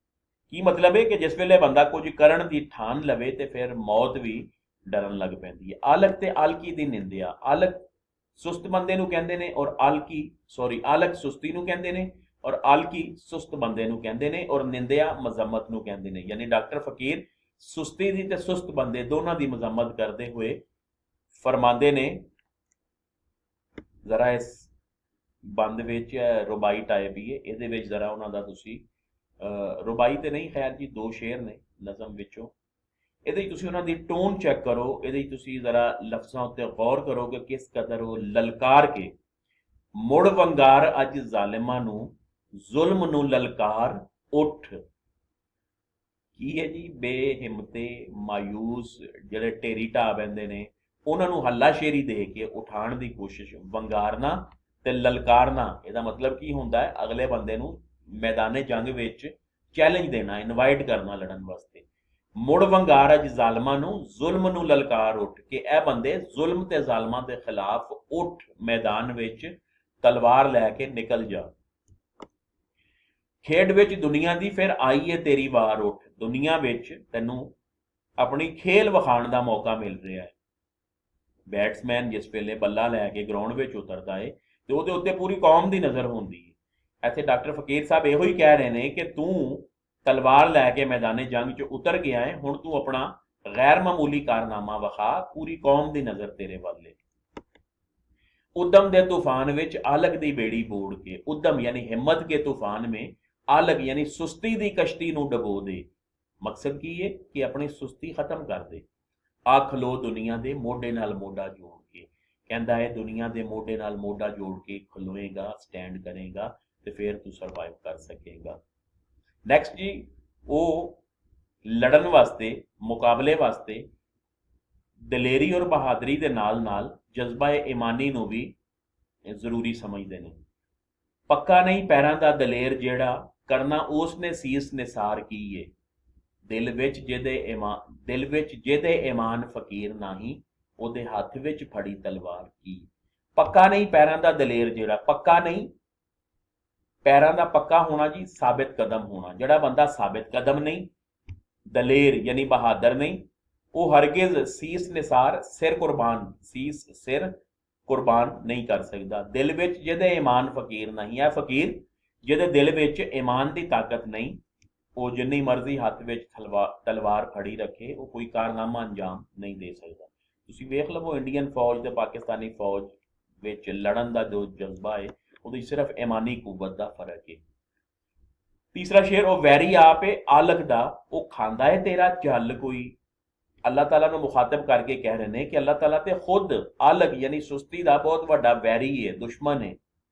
वो खांदा है तेरा जल कोई, कहता उन्हें तेरा कोई जल, उन्हें तेरा कोई झल्लापन, उन्हें कोई तेरा बहाना बर्दाश्त नहीं करना। अल्लाह नू ना आख कुछ अल किया, उस नहीं सुननी गल कोई। ए आलकी बंदे, ए सुस्त बंदे, अल्लाह ताला अगे गिला ना कर, शिकवा ना कर, उन्हें तेरी कोई गल नहीं सुननी। क्यों नहीं सुननी? क्योंकि वह सुस्ती नू खुद पसंद नहीं करता। वो तो कुरान च फरमांदा है, वन लईसा इल्लल इंसान इल्ला मा सा, कि बंदा जिन्नी कोशिश करता है मैं उन्होंने ਉਹਦੇ ਮੁਤਾबिक ਦੇਣਾ ਵਾ। ਤੁਸੀਂ ਉਹ ਵੇਖਿਆ ਮੀਆਂ ਮੁਹੰਮਦ ਬਖਸ਼ ਦੀ ਜਿਹੜੀ ਸੈਫਲ ਮਲੂਕ, ਉਹਦੇ ਵਿੱਚ ਵੀ ਅਜ਼ਮੋ ਹਿੰਮਤ ਦਾ ਦਰਸ ਸੀ ਜੋ ਇਸ ਸ਼ੇਰ ਵਿੱਚ ਦੱਸਿਆ ਗਿਆ। ਇਸੇ ਤਰ੍ਹਾਂ ਉਹਦੀ ਨਜ਼ਮ ਸੀ ਮੁਨੀਰ ਨਿਆਜ਼ੀ ਦੀ, ਕੁਝ ਕਰੋ, ਯਾਨੀ ਅੱਲਾਹ ਤਾਲਾ ਉੱਤੇ ਬੈਠਾ ਤੁਹਾਡੇ ਵਾਸਤੇ ਕੁਝ ਨਹੀਂ ਕਰੇਗਾ ਜਦੋਂ ਤੱਕ ਤੁਸੀਂ ਖੁਦ ਹੱਥ ਨਹੀਂ ਹਿਲਾਓਗੇ। ਬਾਮਕਸਦ ਸ਼ਾਇਰੀ ਇਹ ਜੀ ਤਰੱਕੀ ਪਸੰਦ ਤਹਿਰੀਕ 1936 ਵਿੱਚ ਹਿੰਦੁਸਤਾਨ ਵਿੱਚ ਆਈ ਸੀ। ਇਹਦਾ ਕੀ ਸੀ ਸਲੋਗਨ, ਕੀ ਸੀ ਇਹਦਾ ਨਾਰਾ, ਕੀ ਸੀ? ਐਸਾ ਅਦਬ ਤਖਲੀਕ ਕੀਤਾ ਜਾਏ ਜਿਹਦੇ ਵਿੱਚ ਲੋਕਾਂ ਦੇ ਮਸਾਇਲ ਹਾਈਲਾਈਟ ਕੀਤੇ ਜਾਣ, ਯਾਨੀ ਪਿਆਰ ਮੁਹੱਬਤ, ਜ਼ੁਲਫ ਰੁਖਸਾਰ, ਗੁਲੋ ਬੁਲਬੁਲ ਦੀਆਂ ਗੱਲਾਂ ਦੀ ਬਜਾਏ ਐਸਾ ਅਦਬ ਤਖਲੀਕ ਕੀਤਾ ਜਾਏ ਜਿਹਦੇ 'ਚ ਲੋਕਾਂ ਦੇ ਮਸਾਇਲ ਪੇਸ਼ ਕੀਤੇ ਜਾਣ। ਡਾਕਟਰ ਫਕੀਰ ਸਾਹਿਬ ਵੀ ਤਰੱਕੀ ਪਸੰਦ ਸੋਚ ਦੀ ਨੁਮਾਇੰਦਗੀ ਕਰਦੇ ਜਾਂ ਉਹਦਾ ਮੈਸੇਜ ਜਾਂ ਤਬਲੀਗ ਕਰਦੇ ਕਹਿੰਦੇ ਨੇ ਕਿ ਇਹ ਸ਼ਾਇਰ ਗੁਲੋ ਬੁਲਬੁਲ ਦੇ ਰਾਗ ਉਲਾਪਣੇ ਬੰਦ ਕਰ ਦੇ, ਤਬਲੇ ਤੇ ਸਤਾਰਾਂ ਦੀਆਂ ਤਲਵਾਰਾਂ ਬਣਾ ਕੇ ਸਿਤਾਰ ਦੀਆਂ ਬਾਰੀਕ ਤਾਰਾਂ ਵਰਗੀਆਂ ਤਲਵਾਰਾਂ ਦੀਆਂ ਧਾਰਾਂ ਬਣਾ ਲੈ ਔਰ ਉਹ ਤਲਵਾਰਾਂ ਲੈ ਕੇ ਮੈਦਾਨੇ ਜੰਗ ਵਿੱਚ ਉਤਰ ਜਾ। ਸ਼ੇਰ ਵੇਖੋ, ਲਾਗ ਲੈਣੇ ਸ਼ੋਹਰਤਾਂ ਦੇ ਛੱਡ ਦੇ ਹੁਣ ਲਾਗੀ ਆ। ਲਾਗੀ ਕਹਿੰਦੇ ਨੇ ਉਸ ਬੰਦੇ ਨੂੰ ਜਿਹੜਾ ਪੈਸੇ ਲੈ ਕੇ ਪਰਫਾਰਮੈਂਸ ਦਿੰਦਾ ਹੈ। ਰਾਗ ਫੁੱਲਾਂ ਬੁਲਬੁਲਾਂ ਦੇ ਬੰਦ ਕਰਦੇ ਰਾਗੀਆ। ਰਾਗੀਆ ਯਾਨੀ ਸਿੰਗਰ, ਸਿੰਗਰ ਨੂੰ ਕਹਿ ਰਹੇ ਨੇ, ਰਾਗ ਗਾਣ ਵਾਲੇ ਨੂੰ ਕਹਿ ਰਹੇ ਨੇ ਕਿ ਇਹ ਫੁੱਲਾਂ ਬੁਲਬੁਲਾਂ ਦੇ ਰਾਗ ਗਾਣ ਵਾਲੇ। ਜਿਸ ਤਰ੍ਹਾਂ ਤੁਸੀਂ ਵੇਖੋ ਫਾਰਸੀ ਟ੍ਰੈਡੀਸ਼ਨ ਹੈ, ਉਰਦੂ ਗਜ਼ਲ ਵਿੱਚ ਹੈ ਪਿਆਰ ਮੁਹੱਬਤ ਔਰ ਜਿਹੜੀ ਦੂਸਰੀ ਮਹਿਬੂਬ ਤੇ ਜ਼ੁਲਫ ਰੁਖਸਾਰ ਤੇ ਇਸ ਕਿਸਮ ਦੀਆਂ ਫਜ਼ੂਲੀਆਤ ਭਰੀਆਂ ਹੋਈਆਂ ਨੇ ਸਾਰੀਆਂ। ਉਹ ਕਹਿ ਰਹੇ ਨੇ ਕਿ ਇਹ ਛੱਡ ਦਿਓ। ਕੀ ਕਰੋ? ਭੰਨ ਤਬਲੇ ਹੁਣ ਸਿਤਾਰਾਂ ਤਾਈਂ ਤਲਵਾਰਾਂ ਬਣਾ। ਤਬਲੇ ਤੋੜ ਦੇ ਤੇ ਸਿਤਾਰਾਂ ਦੇ, ਸਿਤਾਰ ਤਬਲਾ ਤੇ ਸਿਤਾਰ ਦੋਨੋਂ ਮਿਊਜ਼ੀਕਲ ਇੰਸਟਰੂਮੈਂਟਸ ਨੇ, ਇਹਨਾਂ ਦੀਆਂ ਤਲਵਾਰਾਂ ਬਣਾ ਲੈ। ਥਾਪ ਨਾ ਦੇ ਜ਼ਰਬ ਲਾ। ਥਾਪ ਤਬਲੇ ਦੇ ਉੱਤੇ ਜਿਹੜਾ ਵਜਾਇਆ ਜਾਂਦਾ ਉਹਨੂੰ ਤਬਲੇ ਦੀ ਥਾਪ ਕਹਿੰਦੇ ਨੇ। ਜ਼ਰਬ ਲਾ ਯਾਨੀ ਤਲਵਾਰਾਂ ਦੀ ਜ਼ਰਬ ਲਾ। ਦੂਸਰਾ ਜੀ ਆਜ਼ਾਦ ਨਜ਼ਮ ਦੀ ਫਾਰਮ 'ਚ ਬਿਲਕੁਲ ਸੇਮ ਇੱਕੋ ਹੀ ਗੱਲ ਹੈ। ਉਹਦੇ 'ਚ ਉਹਨੇ ਉਹ ਅੰਦਾਜ਼ ਇਖਤਿਆਰ ਕੀਤਾ, ਇਹਦੇ 'ਚ ਹੈ ਐਜ਼ਰਾ ਸਿੱਧੀ ਸਾਦੀ ਨਜ਼ਮ ਹੈ, ਆਜ਼ਾਦ ਨਜ਼ਮ ਦੀ ਫਾਰਮ ਹੈ। ਸੁੱਤਿਆ ਸ਼ਾਇਰਾ ਜਾਗ, ਤੇਰੇ ਸਾਥੀ ਭੁੱਖੇ ਭਾਣੇ, ਤੇਰੇ ਜੁੱਟ ਗਰੀਬ, ਤੇਰੇ ਸੁੱਤਿਆਂ ਇਹਨਾਂ ਦੇ ਨੇ, ਸੌਂ ਗਏ ਲੇਖ ਨਸੀਬ, ਬਲ ਗਏ ਤੱਤੇ ਕਰਮ ਇਹਨਾਂ ਦੇ, ਸੜੇ ਇਹਨਾਂ ਦੇ ਭਾਗ, ਸੁੱਤਿਆ ਸ਼ਾਇਰਾ ਜਾਗ। ਜੀ ਸ਼ਾਇਰ ਨੂੰ ਉਹਦੀ ਜ਼ਿੰਮੇਵਾਰੀ ਯਾਦ ਕਰਵਾਉਂਦੇ ਹੋਏ ਕਹਿ ਰਹੇ ਨੇ ਕਿ ਤੇਰੇ ਸਾਥੀ, ਤੇਰੇ ਰਿਸ਼ਤੇਦਾਰ, ਤੇਰੇ ਦੋਸਤ ਅਹਬਾਬ, ਮਹੱਲੇਦਾਰ, ਤੇਰੇ ਇਲਾਕੇ ਦੇ ਲੋਕ, ਤੇਰੇ ਮੁਲਕ ਦੇ ਲੋਕ, ਤੇਰੀ ਕੌਮ ਦੇ ਲੋਕ ਭੁੱਖੇ ਭਾਣੇ ਨੇ, ਭੁੱਖ ਦਾ ਸ਼ਿਕਾਰ ਨੇ, ਮਸਾਇਲ ਦਾ ਸ਼ਿਕਾਰ ਨੇ। ਤੇਰੇ ਜੁੱਟ ਗਰੀਬ ਨੇ, ਤੇਰੇ ਸੁੱਤਿਆਂ। ਅਗਰ ਕਹਿੰਦਾ ਤੂੰ ਆਪਣੀ ਜ਼ਿੰਮੇਵਾਰੀ ਨਾ ਨਿਭਾਈ, ਯਾਨੀ ਸ਼ਾਇਰ ਕੀ ਕਰਦਾ ਹੈ, ਤਖਲੀਕਾਰ ਕੀ ਕਰਦਾ ਹੈ, ਲੋਕਾਂ ਦੇ ਮਸਾਇਲ ਨੂੰ ਮਹਿਸੂਸ ਕਰਦਾ ਹੈ, ਉਹਨਾਂ ਨੂੰ ਆਪਣੇ ਅਦਬ ਦੇ ਜ਼ਰੀਏ ਆਪਣੇ ਮਤਲਬ ਲੋਕਾਂ ਤੱਕ ਪਹੁੰਚਾਉਂਦਾ ਹੈ, ਅਰਬਾਬੇ ਇਖਤਿਆਰ ਤੱਕ ਪਹੁੰਚਾਉਂਦਾ ਹੈ, ਉਹਨਾਂ ਲੋਕਾਂ ਤੱਕ ਪਹੁੰਚਾਉਂਦਾ ਹੈ ਜਿਹੜੇ ਜ਼ਿੰਮੇਵਾਰ ਹੁੰਦੇ ਨੇ, ਜਿਹੜੇ ਉਹਨਾਂ ਮਸਾਇਲ ਨੂੰ ਹੱਲ ਕਰ ਸਕਦੇ ਨੇ। ਹਰ ਬੰਦਾ ਆਪਣੀ ਆਵਾਜ਼ ਅਰਬਾਬੇ ਇਖਤਿਆਰ ਤੱਕ ਨਹੀਂ ਪਹੁੰਚਾ ਸਕਦਾ। ਸੋ ਇਹ ਸ਼ਾਇਰ ਦੀ ਜ਼ਿੰਮੇਵਾਰੀ ਹੈ ਕਿ ਉਹ ਗਫਲਤ ਦੀ ਨੀਂਦ ਤੋਂ ਜਾਗੇ, ਉਹ ਗੁਲੋ ਬੁਲਬੁਲ ਦੇ ਕਿੱਸੇ ਬਿਆਨ ਕਰਨ ਤੋਂ ਬਾਹਰ ਨਿਕਲੇ, ਉਹ ਸ਼ਾਇਰੀ ਵਿੱਚ ਮਹਿਬੂਬ ਦੀਆਂ ਜ਼ੁਲਫਾਂ ਦੀਆਂ ਤਾਰੀਫ, ਅੱਖਾਂ ਦੀ ਤਾਰੀਫ ਕਰਨਾ ਛੱਡੇ, ਲੋਕਾਂ ਦੇ ਮਸਾਇਲ ਬਿਆਨ ਕਰੇ। ਇੰਜ ਨਾ ਹੋਏ ਕਿ ਉਹ ਸੁੱਤਾ ਰਹਿ ਜਾਏ ਤੇ ਲੋਕਾਂ ਦੇ ਵੀ ਲੇਖ ਔਰ ਨਸੀਬ ਸੋ ਜਾਣ। ਬਲ ਗਏ ਤੱਤੇ ਕਰਮ ਇਹਨਾਂ ਦੇ, ਸੜੇ ਇਹਨਾਂ ਦੇ ਭਾਗ। ਅਗਰ ਤੂੰ ਇਹਨਾਂ ਦੇ ਤੱਤੇ ਕਰਮ ਕਹਿੰਦੇ ਨੇ ਜੀ ਬੁਰੇ, ਤੱਤੇ ਬੇਚਾਰੇ, ਕਰਮ ਡੀਡਸ ਨੂੰ ਕਹਿੰਦੇ ਨੇ ਕਿ ਇਹਨਾਂ ਬੇਚਾਰਿਆਂ ਦੇ ਜਿਹੜੇ ਜੈਨੂਇਨ ਕੰਮ ਨੇ, ਜਿਹੜੀਆਂ ਬੇਸਿਕ ਨੀਡਸ ਨੇ, ਅਗਰ ਤੂੰ ਬਿਆਨ ਨਾ ਕੀਤੀਆਂ ਤੇ ਇਹਨਾਂ ਤੱਕ ਨਹੀਂ ਪਹੁੰਚਣਗੀਆਂ ਔਰ ਇਹਨਾਂ ਦੀ ਕਿਸਮਤ, ਸੜੇ ਇਹਨਾਂ ਦੇ ਭਾਗ, ਇਹਨਾਂ ਦੀ ਕਿਸਮਤ ਸੜ ਜਾਏਗੀ। ਯਾਨੀ ਸ਼ਾਇਰ ਨੂੰ ਸ਼ਾਇਰ ਦੀ ਜ਼ਿੰਮੇਵਾਰੀ ਯਾਦ ਕਰਾਉਂਦੇ ਹੋਏ ਕਹਿ ਰਹੇ ਨੇ ਕਿ ਇਹਨਾਂ ਲੋਕਾਂ ਦੇ ਮਸਾਇਲ ਦਾ ਮਦਾਵਾ ਕਰ। ਨਾਮੁਮਕਿਨ ਦਾ ਹਸੂਲ ਬੜਾ ਖੂਬਸੂਰਤ ਜੀ। ਮਜਬੂਰ ਹੋ ਕੇ ਚੱਲ ਨਾ ਮਜਬੂਰੀਆਂ ਨੂੰ ਵੇਖ, ਇੰਪੋਸੀਬਲ ਦੁਨੀਆ ਵਿੱਚ ਕੋਈ ਸ਼ੈ ਨਹੀਂ। ਇਹ ਸੇਮ ਉਹ ਹੀ ਮੀਆਂ ਮੁਹੰਮਦ ਬਖਸ਼ ਵਾਲਾ ਅਜ਼ਮੋ ਹਿੰਮਤ ਦੀ ਦਾਸਤਾਨ ਸੈਫਲ ਮਲੂਕ, ਤੁਸੀਂ ਲੈਕਚਰ ਸੁਣਿਆ ਹੋਏਗਾ। ਮਜਬੂਰ ਹੋ ਕੇ ਚੱਲ ਨਾ ਮਜਬੂਰੀਆਂ ਨੂੰ ਵੇਖ। ਕਹਿੰਦਾ ਨਾ ਮਜਬੂਰ ਹੋਣ ਦੀ ਜ਼ਰੂਰਤ ਹੈ ਔਰ ਨਾ ਹੀ ਮਜਬੂਰੀਆਂ ਤੋਂ ਡਰ ਕੇ ਬੈਠਣ ਦੀ ਲੋੜ ਹੈ। ਰਾਹੀਆ यानी मुसाफिरा तू मंजिलां दियां ना दूरियां नू वेख। ए मुसाफिर तेरे सामने मंजिल दी दूरी हरगिज तेरे वास्ते परेशान कौन नहीं होनी चाहिए, बल्कि मंजिल जिन्नी भी दूर है तेरे विच साबित कदमी का जज्बा होना चाहिए। तू मंजिल वाल सफर करना शुरू कर दे ते कुदरत का दस्तूर है कि मंजिल खुद ब खुद तेरे वाल आ जाएगी। बन सकते बिलाल ने हबशी भी मूर्खा, ए नादान बंदे। हजरत बिलाल हबशी जैसे, एक आम हबशी जैसे हजरत बिलाल का रुतबा हासिल कर सकते ने। मूर्ख नादान हबशी। कौमां सफैद गोरियां ना भूरियां नू वेख। कहंदा लाजमी नहीं कि वैसटर्न जड़ियां कौमां ने, मगरबी कौमां, गोरियां भूरियां कौमां, सफैद कौमां, भूरियां तो मुराद जिहड़े बड़े सगीर दे लोग ने। कहंदा लाजमी नहीं कि इहो ही कोई कारनामे अंजाम देणगे, बल्कि हबशी वर्गे, काले हबशी वर्गे भी हजरत बिलाल का दर्जा हासिल कर सकते ने। रोटी जमां दी विच भी है जोरे हैदरी। नबी पाक सल्लल्लाहु अलैहि वसल्लम दे ज़माने विच जिहड़े अनाज सी वो ए जौ और बाजरा वगैरह ए वाली रोटी इस्तेमाल होंदी सी, गंदम नहीं सी है। अजकल तो उत्थे हर सहूलत मौजूद है, लेकिन उदों नहीं सी। लेकिन उसले भी लोगों ने जौआं दियां रोटियां खा के भी गैर मामूली कारनामे अंजाम दिते। हजरत अली दी बहादुरी तुहाडे सामने वे। कणकां दे तू परौंठियां ना चूरियां नू वेख। ਇਹ ਕੰਪੈਰੀਜ਼ਨ ਦਿੱਤਾ ਉਹਨੇ। ਅਰਬ ਦੀ ਧਰਤੀ ਉੱਤੇ ਪਾਣੀ ਨਹੀਂ ਸੀ, ਕਾਸ਼ਤਕਾਰੀ ਨਹੀਂ ਸੀ, ਗੰਦਮ ਨਹੀਂ ਸੀ। ਇੱਥੇ ਪਾਣੀ ਦੀ ਫਰਾਵਾਨੀ ਸੀ, ਗੰਦਮ ਸੀ, ਕਾਸ਼ਤਕਾਰੀ ਸੀ। ਇੱਥੇ ਦੇ ਕਣਕਾਂ ਔਰ ਪਰੌਂਠੇ ਸਾਡੇ ਲੋਕ ਅਦਬ ਪੂਰਾ ਭਰਿਆ ਪਿਆ ਹੈ, ਦਾਸਤਾਨਾਂ ਭਰੀਆਂ ਪਈਆਂ ਨੇ। ਸੋ ਕਹਿੰਦਾ ਜ਼ਰੂਰੀ ਨਹੀਂ ਕਿ ਕਣਕਾਂ ਦੇ ਪਰੌਂਠੇ ਤੇ ਚੂਰੀਆਂ ਖਾ ਕੇ ਹੀ ਕੋਈ ਵੱਡਾ ਕੰਮ ਅੰਜਾਮ ਦਿੱਤਾ ਜਾ ਸਕਦਾ ਹੈ। ਕਹਿੰਦਾ ਜਵਾਂ ਦੀ ਰੋਟੀ ਨਾਲ ਵੀ ਲੋਕਾਂ ਨੇ ਕਾਰ ਹਾਏ ਨੁਮਾਇਆ ਅੰਜਾਮ ਦਿੱਤੇ ਨੇ। बर्न दी बोट्स बड़ा खूबसूरत जी। तारक बिन ज़ियाद अपनी नोयत दा पूरी तारीख विच वाहिद वाकया, उहदी हिकमत अमली की सी, ओह हिकमत अमली पूरी इस बंद विच बयान हुई है। साड़दा उंदलस दे कंडे वेख बेड़ा अपना। कहंदा वेखो की कीता, दरियाए उंदलस दे किनारे अपना बेड़ा, अपनी फौज दा बेड़ा, कश्तियां साड़ दित्तियां। आख्या तारक नू यारां ढंग वसन दा है। उहदे नाल दे सिपाही जड़े ने, यानी वो कैसा सिपा सलार सी कि हुण सिपाही भी उहदी इस हिकमत अमली तो परेशान हो के उहनूं कह रहे ने ढंग वसन दा है। कहंदा है कोई तरीका है, है कोई जिंदा रहन दा या जंग लड़न दा कोई तरीका है। तर्क असबाबां दा आंदे ने शरीयत दा गुनाह। फौरन मजहबी ब्लैकमेलिंग आंदे ने, यानी कहंदे ने कि शरीयत दे मुताबिक ते अपना असबाब या वसीला अपने हत्थीं तर्क करना, यानी कश्तियां अपने हत्थीं साड़ देना ते सख्त गुनाह है। है जवाब ਇਹਦਾ ਕੋਈ 10 ਵਕਤ ਦੱਸਣ ਦਾ ਹੈ। ਕਹਿੰਦਾ ਅਸੀਂ ਅੱਗੇ ਤਾਂ ਚੱਲਾਂਗੇ, ਪਹਿਲੇ ਤੂੰ ਇਸ ਗੱਲ ਦੀ ਜਸਟੀਫਿਕੇਸ਼ਨ ਦੇ, ਵਜ਼ਾਹਤ ਦੇ, ਇਹਦਾ ਜਵਾਬ ਦੇ ਕਿ ਤੂੰ ਇਹ ਕਿਉਂ ਕੀਤਾ। ਤਾਰਕ ਬਿਨ ਜ਼ਿਆਦ ਤੇਗ ਦੇ ਕਬਜ਼ੇ ਤੇ ਧਰ ਕੇ ਹੱਥ ਹੱਸਦਾ ਬੋਲਿਆ। ਤੇਗ ਤਲਵਾਰ ਦੇ ਕਬਜ਼ਾ, ਯਾਨੀ ਤਲਵਾਰ ਹੱਥ ਵਿੱਚ ਫੜ ਕੇ ਲਹਿਰਾਂਦਾ ਹੋਇਆ ਬੋਲਿਆ। ਤਰਕ ਨਹੀਂ ਅਸਬਾਬ ਦਾ ਹੈ, ਤਰਕ ਨੱਸਣ ਦਾ ਹੈ। ਕਹਿੰਦਾ ਮੈਂ ਆਪਣਾ ਵਸੀਲਾ ਤਰਕ नहीं ਕੀਤਾ, सिर्फ नस्सण का एक तरीकाकार खत्म किया है। यानी मेरी फौज नूं पता होएगा कि असी वापस नहीं नस सकते, तो साबित कदमी नाल लड़ेगी और यकीनी तौर पर फतह हासिल करेगी। और उहदी यह हिकमत अमली काम आई और तारीख विच अपनी नोयत का यह वाहद वाकया बन गया। जहाद की अहमियत जी बड़ा खूबसूरत साडा जो इस्लाम विच जहाद का कॉन्सैप्ट है, यह भी इसी तरह ही है। कोई दो मतलब दो शेरां दे ने, दो मिसरियां का एक अलग अलग शेर है। ए दो लिख लेना, ए दो लिख लेना, या आखिरी दो। कंबे मौत उन्हां दे इरादियां तो, जिंदा मरण दे जिन्हां रिवाज रखे। कहंदा उन्हां दे इरादियां तो मौत भी डरदी है जिहड़े जिंदा रहण दी। यानी इत्थे सेंस इहदी है कि शहीद बारे इहो ही है ना कि वह मरदा नहीं जिंदा रहिंदा है। कहंदा ते जिन्हां दा इरादा इस तरह का होए कि मर के भी उन्हां ने हमेशा जिंदा रहना है, ते इस तरह के लोगों तो कहंदा मौत भी डरदी है। वारे सिर जिन्हां मर्दां अगां हो के दुनिया उन्हां दे सिरां ते ताज रखे। कहंदा जिन्हां लोकां ने अगे वध के कोई कारहाए नुमाया अंजाम दिते ने, दुनिया उन्हां दे सिरां ते ताज सजांदी है। कीता उमर उस्मान ते अली एहो, कीता एहो हुसैन मंसूर एहो।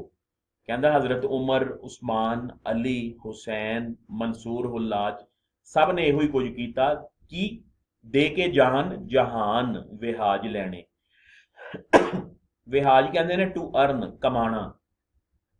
जान दे के जहान कमा लेना, यानी जान ते आनी जानी शायद सब ने मरना है, लेकिन अगर किसी काज के तहत बंदा जान दे तो फिर वो मरदा नहीं, हमेशा जिंदा रहता है।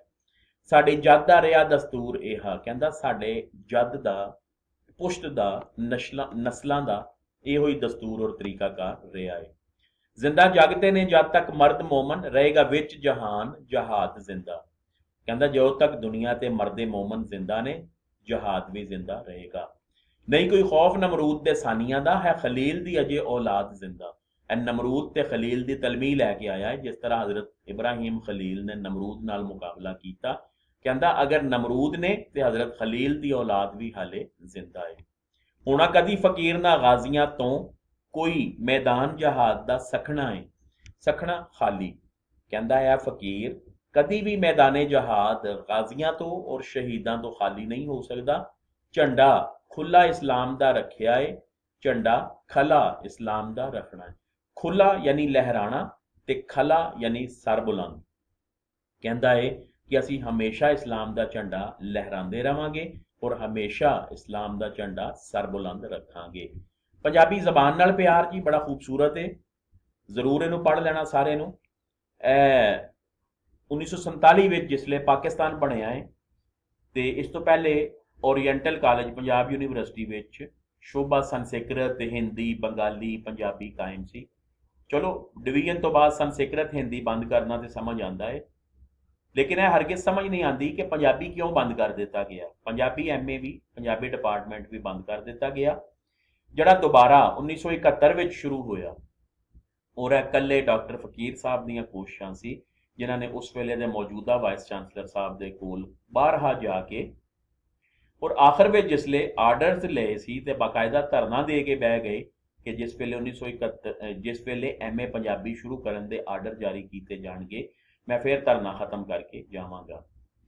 ਠੀਕ ਹੈ ਜੀ। 2013 ਵਿੱਚ ਵਾਈਸ ਚਾਂਸਲਰ ਨੇ ਡਾਕਟਰ ਫਕੀਰ ਸਾਹਿਬ ਦੀਆਂ ਇਹਨਾਂ ਖਿਦਮਾਤ ਦੀ ਵਜ੍ਹਾ ਤੋਂ ਉਹਨਾਂ ਨੂੰ ਐਜ਼ਾਜ਼ੀ PhD ਦੀ ਡਿਗਰੀ ਨਵਾਜ਼ੀ ਔਰ ਨਾਲ ਹੀ ਡਾਕਟਰ ਫਕੀਰ ਰਿਸਰਚ ਚੇਅਰ ਵੀ ਕਾਇਮ ਕਰ ਦਿੱਤੀ, ਜਿਹੜੀ ਓਰੀਐਂਟਲ ਕਾਲਜ ਵਿੱਚ ਹੈ। ਡਾਕਟਰ ਫਕੀਰ ਚੇਅਰ ਤੇ ਸਭ ਤੋਂ ਪਹਿਲੇ ਉਹਨਾਂ ਦੇ ਦੋਤਰੇ ਜਨਾਬ ਜੁਨੇਦ ਅਕਰਮ ਸਾਹਿਬ ਨੇ ਕੰਮ ਕੀਤਾ, ਜਿਨ੍ਹਾਂ ਨੇ ਇਹਨਾਂ ਦੀ ਸ਼ਾਇਰੀ ਦਾ ਐਨਾਲਿਸਿਸ ਵੀ ਕੀਤਾ। ਤੇ ਜੁਨੇਦ ਅਕਰਮ ਉਹੋ ਹੀ ਹੈ ਜਿਹੜਾ ਸੁਹੇਲ ਅਹਿਮਦ ਅਜ਼ੀਜ਼ੀ ਹਸਬੇ ਹਾਲ ਵਿੱਚ ਆਉਂਦਾ ਹੈ, ਉਹਦਾ ਭਾਈ ਹੈ। ਉਹ ਹਸਬੇ ਹਾਲ ਵਾਲਾ ਜੁਨੇਦ ਨਹੀਂ, ਉਹ ਹੋਰ ਹੈ। ਉਹਦੇ ਵਿੱਚੋਂ ਜਿਹੜਾ ਅਜ਼ੀਜ਼ੀ ਹੈ ਸੁਹੇਲ ਅਹਿਮਦ ਹੈ ਤੇ ਇਹ ਜੁਨੇਦ ਅਕਰਮ, ਇਹ ਦੋਨੋਂ ਸਗੇ ਭਾਈ ਨੇ। ਤੁਸੀਂ ਵੇਖਿਆ ਹੋਏਗਾ ਕਿ ਡਾਕਟਰ ਫਕੀਰ ਵਾਲੇ ਜਿਹੜੇ ਜੀਨਸ ਨੇ ਉਹ ਜਰਾਸੀਮ ਉਹਨਾਂ ਵਿੱਚ ਵੀ ਹੈ ਨੇ, ਤੇ ਉਹ ਅਜ਼ੀਜ਼ੀ ਜਿਹੜਾ ਹੈ ਉਹ ਵੀ ਮੋਸਟਲੀ ਪੰਜਾਬੀ ਜ਼ਬਾਨ ਦੀ ਵਕਾਲਤ ਕਰਦਾ ਨਜ਼ਰ ਆਉਂਦਾ ਹੈ ਜੀ। ਨਜ਼ਮ ਵੇਖੋ, ਪੰਜਾਬੀ ਰਾਣੀ, ਪੰਜਾਬੀ ਜ਼ਬਾਨ ਬਾਰੇ ਪੰਜਾਬੀ ਰਾਣੀ ਉਹ ਪੰਜਾਬੀ ਲੈਂਗੁਏਜ ਨੂੰ ਕਹਿ ਰਹੇ ਨੇ। ਬੋਲ ਜ਼ਰਾ ਕੋਈ ਬੋਲ ਬੋਲੀਏ, ਬੋਲ ਜ਼ਰਾ ਕੋਈ ਬੋਲ, ਇਹ ਜੇ ਦਰਮਿਆਨ ਵਾਲਾ ਲਫ਼ਜ਼ ਬੋਲੀਏ, ਇਹ ਪੰਜਾਬੀ ਜ਼ਬਾਨ ਜ਼ਰਾ ਕੋਈ ਬੋਲ ਸੁਣਾ, ਜ਼ਰਾ ਕੋਈ ਗੱਲਬਾਤ ਸੁਣਾ। ਰੂਪ ਤੇਰੇ ਦੀ ਡੋਲ ਸੁਹਾਨੀ, ਡੋਲ ਕਹਿੰਦੇ ਨੇ ਲੁੱਕ ਨੂੰ, ਕਹਿੰਦਾ ਤੇਰੀ ਲੁੱਕ, ਤੇਰੀ ਸ਼ਕਲ ਬਹੁਤ ਖੂਬਸੂਰਤ ਸੁਹਾਨੀ ਹੈ, ਯਾਨੀ ਤੂੰ ਬਹੁਤ ਖੂਬਸੂਰਤ ਜ਼ਬਾਨ ਹੈ। ਤੂੰ ਸੁੰਦਰ ਪੰਜਾਬੀ ਰਾਣੀ, ਕਹਿੰਦਾ ਤੂੰ ਬਹੁਤ ਖੂਬਸੂਰਤ ਪੰਜਾਬੀ ਰਾਣੀ ਹੈ।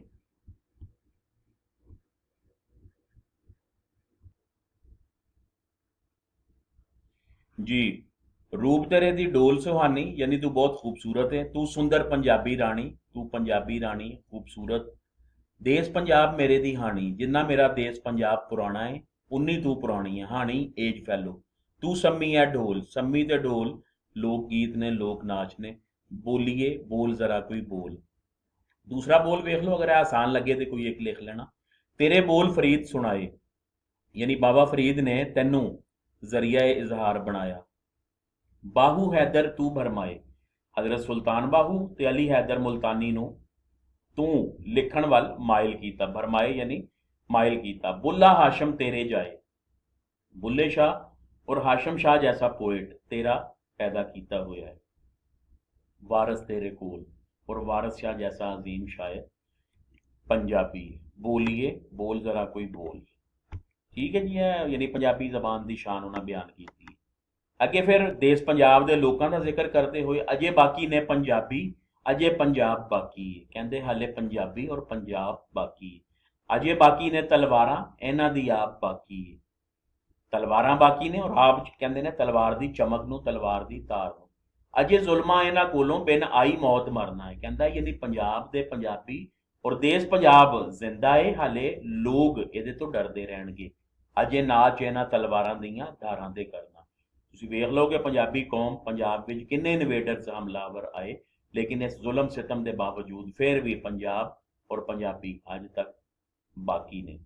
ਠੀਕ ਹੈ, ਪੰਜਾਬੀ ਜ਼ਬਾਨ ਨੂੰ ਉਹ ਸਰਕਾਰੀ ਸਰਪ੍ਰਸਤੀ ਹਾਸਿਲ ਨਹੀਂ, ਸਿਆਸੀ ਇਸ਼ੂਜ਼ ਨੇ, ਮਫਾਦਾਤ ਨੇ। ਕੱਲ੍ਹ ਨੂੰ ਜਦੋਂ ਇਹਨੂੰ ਸਰਕਾਰੀ ਸਰਪ੍ਰਸਤੀ ਹਾਸਿਲ ਹੋ ਗਈ ਤੇ ਪੰਜਾਬੀ ਜ਼ਬਾਨ ਦੁਨੀਆ ਦੀਆਂ ਵੱਡੀਆਂ ਜ਼ਬਾਨਾਂ ਨਾਲ ਸਟੈਂਡ ਕਰੇਗੀ। ਹੁਣ ਵੀ ਪੰਜਾਬੀ ਸਪੀਕਿੰਗ ਲੋਕ 11ਵਾਂ ਨੰਬਰ ਯਾਨੀ 11ਵੀਂ ਵੱਡੀ ਵਰਲਡ ਲੈਂਗੁਏਜ ਬੋਲੇ ਜਾਣ ਦੇ ਅਤਬਾਰ ਨਾਲ। ਫਲਸਫਾ ਸ਼ਹਾਦਤ, हज़रत इमाम हुसैन का फलसफा शहादत लंबी नज़म इम्तिहान ना है दा नज़म का 136 मिसरियां की नज़म है और बड़ी खूबसूरत है। उन्होंने मिसाल दी है कि अगर हज़रत इमाम हुसैन जैसियां अल्लाह ताला दियां मुकर्रब हस्तियां नवासा रसूल कोलों वो इम्तिहान लै सकता है तो मेरी तुहाडी कोई औकात नहीं। उन्हें फिक्र किया जिमें आकबत का तिवें आकबत का असी फिक्र करिए। हज़रत इमाम हुसैन और नबी पाक सल्लल्लाहु अलैहि वसल्लम आले बैत सारे जड़े ने उन्होंने जिस तरह आकबत का फिक्र किया, सानू चाहिए कि असी भी अपनी आखरत की उस तरह फिक्र करिए। कीता नेज़े की नोक ते जिक्र उन्हां असी नेज़े की नोक ते जिक्र करिए जिन्ना मान उन्होंने खुदा दा सी। कहंदा जी जिस तरह उन्होंने नेज़े की नोक ते भी कुरान मजीद पढ़िया, सानू चाहिए असी भी उंज करिए। क्यों उस तरह करिए? क्योंकि जिन्ना मान उन्होंने अल्लाह ताला ते सी, नहीं फकीर होना दिली मान साडा, यानी वो नवासा रसूल सी। रब ताला अगे जो दुआ मंगते वो पूरी हो सकती सी, लेकिन उन्होंने उस शहादत को मतलब अफजल समझिया। कहता साडा उस तरह का मुकाम नहीं है। अगर अल्लाह ताला लिया उन्हों का सी इम्तिहान, उन्होंने इम्तिहान में पा सकता है कि उन्हें लएगा वो इम्तिहान साडा तो सानू किस तरह माफ करेगा। दुनिया की बेसबाती जी ये बड़ा खूबसूरत है। वैसे डायरैक्ट अज़मो हिम्मत का दर्स तो ये नहीं है, लेकिन नज़म बड़ी अच्छी सी। टाइटल घर, अगर वो किताब के मौजूआत पूछ ले तो लिख सकते हो, वैसे स्किप कर देना। घर घर वो जो दिसन ढेरियां जिथे उगी सर है जी, हाथ का इशारा करके कि वो वेखो जड़ियां ढेरियां नज़र आ रही ने, यानी कबरां, वीरान कबरां जिथे सर उगी हुई। सर कहते हैं सरकंडे वीराने में उगते हैं। घर घर करदे हो बंदिओ ए जे असली घर, कि बंदा सारी जिंदगी घर कोठी महल मीनारियां दे चक्कर में जाया कर देंदा, लेकिन असल घर उहदा उही कबर है। कायदे आजम लई नज़म बड़ी खूबसूरत है जी। कायदे आजम साहब गुजरांवाला 1946 में आए सी ते डॉक्टर फकीर साहब ने उन्होंने कलमी मुआवनत ते कर ही रहे सी, यानी तहरीक विच कलम के जरिए हिस्सा पा रहे सी, लेकिन माली मुआवनत इस तरह की कि इन्हां चंदे विच वो अपनी कार दियां इस्तेमाल वाली कार दियां चाबियां कायदे आजम नूं दे दित्तियां। कायदे आजम नूं ट्रिब्यूट पेश करते हुए लिखते हैं, बाग तू आप उगाए जेड़े बीजे आप पियाए जेड़े। कहंदा जेड़े बाग तू अपने हत्थां नाल उगाए सी, काश्त कीते सी, बीजे यानी आपाशी कीती सी, बीजे सी काश्त कीते सी, पियाए यानी आपाशी कीती सी, पानी लाया सी। आप तू हथी लाए जेड़े फुल ने ओ कुरमाए बाबा, तेरी याद सताए बाबा। एक बंद काफी कि जेड़े तू अपने हाथ नाल फुल लाए सी, बाग लाया सी, गुलशन लाया सी। 71 तो बाद दी नज़म जे, वो फुल अज मुरझा गए, कुमला गए, कुरमा गए, तेरी याद सताए बाबा। ढांदी है जद हिम्मत तेरी कि जिस वेले असीं मायूस हो जाते हैं, आवे तेरी याद बथेरी, तेरी याद आती है। आप कमाई दौलत तेरी कि तू जड़ा मुल्क हासिल किया, जद कोई साध चुराए बाबा। साध चोर नहीं जी, चोर ने तो चुराना ही होंदा है, साध चुराए यानी मुल्क हासिल करके तू जिन्हां हत्थां विच दे गया इहदी बाग दौड़, उन्होंने जिसले ओही इहदी लुटमार करते हैं। जिस तरह अजकल अज 75 72 73 साल गुजर गए, पाकिस्तान नूं एक भी चाहिदा हुक्मरान नहीं मिल सकिया। कहता है आप तेरी कमाई हुई दौलत, हासिल किया होया मुल्क जिन्हां हत्थां विच तू दे गया है, वो जिसले दा बुरा हाल करते हैं ते की हुंदा है, तेरी याद सताए बाबा। तेरे वर्गे लीडर वास्ते दिल उदास होंदा है। पंजाबी गबरूआं नूं हल्लाशेरी। पाकिस्तान बनन तो बाद जिहड़े नवे नवे चैलेंजेस दरपेश सी, काफ़ी सारे चैलेंजेस सी, माली हवाले नाल, मतलब रीहैबिलिटेशन के हवाले नाल, होर 100 मसाइल सी।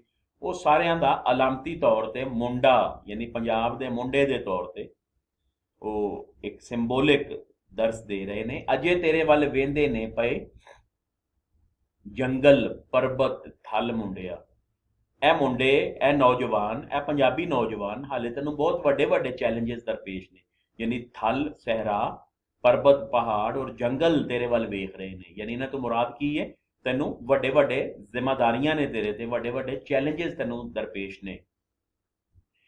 सीने धरती दे ते वगने अजे तेरे ने हल मुंडिया, ए नौजवान मुंडे हाले इस धरती नू, इस धरती दे सीने नू तेरे हल की जरूरत है। की मतलब है, तेरे खून की, तेरी कुर्बानी की जरूरत है।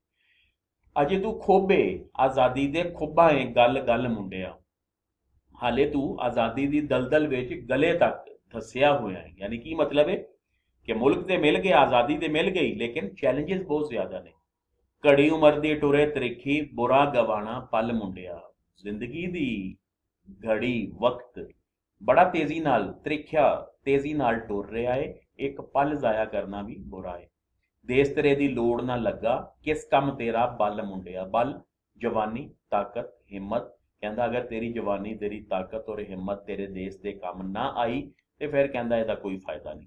मिलिया जुलिया कलाम जी और मुकदी गल पढ़ लेना। और अखीर विच जिसले कार दियां चाबियां पेश कीतियां सी ते कायदे आजम साहब की वर्डिंग है इन्हां वास्ते, well done Fakir, you are mendicant by name, कि तू ना दा फकीर है, mendicant Fakir, but rich by heart, लेकिन दिल दा बहुत अमीर है।